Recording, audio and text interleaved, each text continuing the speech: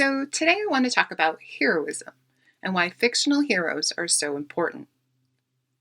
There seems to be some confusion lately about what makes a character heroic, or at least I should say, Hollywood seems to have lost sight of what makes someone heroic. People just aren't resonating with the modern day representations of heroes, particularly female heroes. Hero stories that show the actual way to overcome difficulties in life land firmly and strongly in the psyche and stay relevant for a long time. And we, the audience, we just can't fake it. Either it resonates or it doesn't. And what they're putting out just isn't working. So let's take a look at the character Ripley from 1986 Aliens to see what does make someone a hero. And not just any kind of hero, a model hero. Men and women of all types of personalities resonate with the message of the film. It was a very popular film at the time, and it remains so today.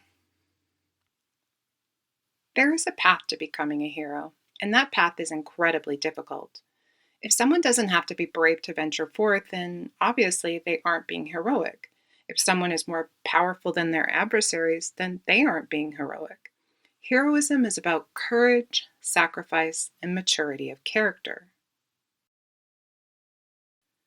Now, while Ripley was the heroine at the end of the first movie, Alien, I think of her there more as a final girl trope character.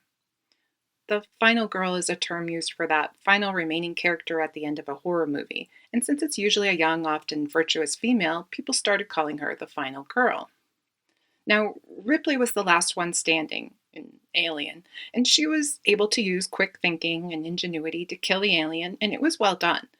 But at its core, while it's a story about boundaries and also a cautionary tale about what can go wrong when you venture into the unknown and ignore your intuition, Alien is mainly a horror movie, with not much protagonist development. What's really cool, though, is that they didn't just repeat that format for the sequel. In Aliens, we get to see a huge transformation. It's not just a horror movie.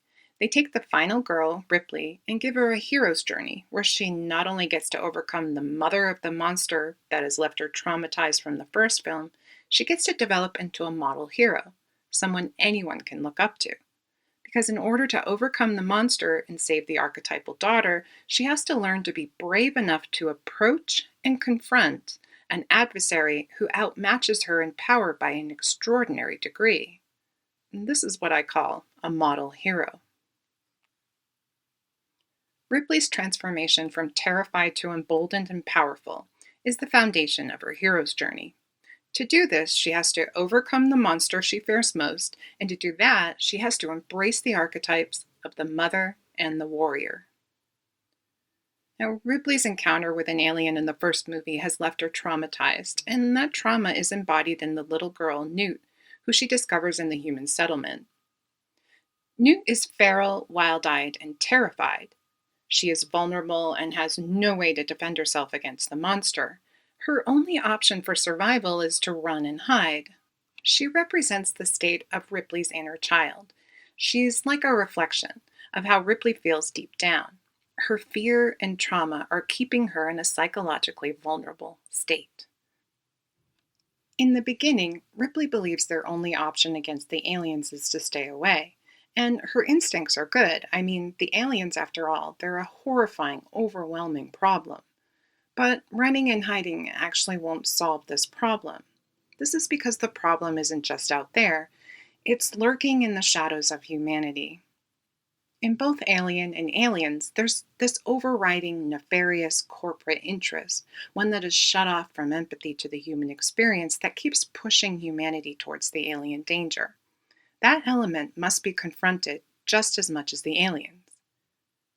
Ripley could have stayed home and hopefully never seen an alien again, but the idea here is that there's this shadow corporation pushing from behind the scenes that is willing to sacrifice human lives for the sake of its own purposes. And this shadow corporation is in itself a monster that is going to bring the danger eventually no matter what, unless it's stopped. Metaphorically, avoiding the problem isn't going to keep her safe in the long run. As is the usual case in movies, the real danger isn't out there, it's within us. It's the human element. Now, the little girl Newt needs a protective parent. Ripley takes on this role, and in so doing, she simultaneously takes on that role for her own traumatized psyche, meaning she begins to mother her own wounded, feral spirit. Taking care of Newt activates Ripley's protective instincts and roots her character in the mother archetype. One thing most heroes have in common is a very strong protective drive, and oftentimes the hero discovers the courage they need to act once they have someone more vulnerable than themselves to protect. So, the little girl Newt is the daughter, and as a child archetype, she represents hope for the future, and more specifically, as the daughter archetype, she is the vessel of virtue and innocence. Please note, this isn't a commentary on any particular female. This is strictly about archetypes from the collective unconscious and how they manifest in stories. So the daughter is always vulnerable, but in her young child state, she is at her most vulnerable. When she is in danger, she must be protected at all costs. Losing the child means losing not only hope for the future, but that inner light of virtue that keeps us from becoming monsters ourselves. Embracing the mother archetype is a good start for Ripley and helps her take on a more active role against the predatory forces around her, but it's not enough for dealing with monsters. In order to stay alive in this hostile territory, Ripley must adopt the warrior archetype. Since she's just discovering the warrior mindset, the more experienced soldier, Corporal Hicks, teaches her how to use one of the military weapons. He's hesitant to teach her all the features since it's all so new to her, but she lets him know that she feels ready and wants to learn as much as she can. Unfortunately, she's not quite there yet. She hasn't truly learned to understand the true reality of the danger she's in. We see this when Ripley falls asleep with Newt in the medical lab. She's not prepared to truly defend either of them against monsters yet. There's a nice metaphor here. She's not fully awake to what she needs to do. The corporate guy is easily able to take Ripley's gun away while she sleeps, then locks a facehugger alien in the room with them. Here we get to see just how sinister and ruthless this dark monster corporation is. It's no less dangerous than the alien predator, and it is more sinister since it understands what it is doing and knows that it is wrong. It's also a part of us. It can send out agents to walk among us. An alien is separate from us. It's a two-dimensional bad guy that's easy to distinguish as bad. A corporation is an entity comprised of people.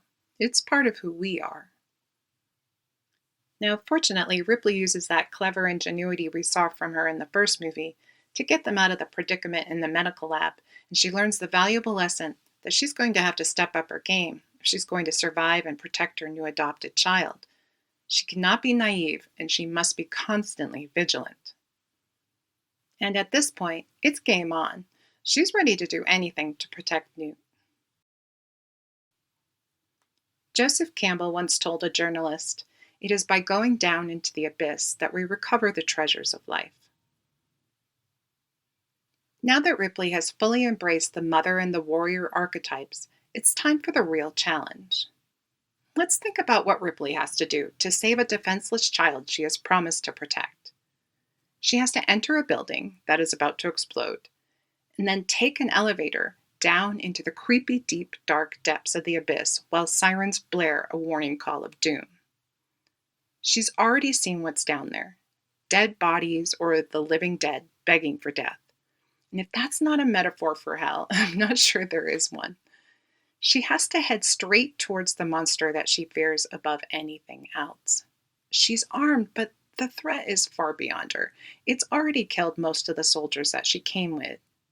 Yet she goes. Here we see what makes someone a model hero. It's not her physical appearance. It's not that she is a woman. It's her extraordinary character. So the female hero is not new, but it's a relatively new phenomenon to see so many female heroes on the front line confronting the dangers that threaten humanity. In the postmodern age, we have new opportunities for women in spaces that have normally only been occupied by men, so it makes sense that there would be more stories that show women as heroes. But the majority of the latest crop of female hero stories, particularly within the last decade, seem to be missing the mark. They're just not resonating with a lot of people. That's because hero stories are not just about who the hero is, but about how the hero acts.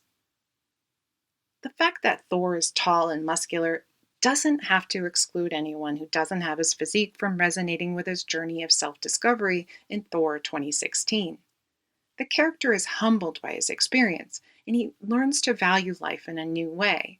This gives him better insight into how to use his extraordinary gifts to help rather than conquer. His maturation is the key to his story. In the end of the film, he's nearly powerless against his adversary, but like Ripley, he still stands up to do the right thing. The model hero embodies certain principles that are important for navigating the hardships of life. When you watch Thor on the big screen, you're not supposed to think, if I ever turn my body into a godlike state and then get gifted a hammer of enormous power, I shall be able to vanquish my foes. You're supposed to take away the psychological mindset it takes to face challenges. And that's pretty much about it. It's about your psyche, not your human anatomy. People don't want to be told that someone is a hero because of who they are. They want to see what makes them heroic. Heroes show us the way. They do it on a superhuman scale so that we can see it play out as if they exist in the realm of gods. They are meant to inspire awe so we can see it in the way a young person watches an older, wiser mentor. When I was a little girl, I loved watching Wonder Woman. I was drawn to her beauty and poise as much as anything, but all the time I was watching her, she was teaching me valuable lessons about morality and character.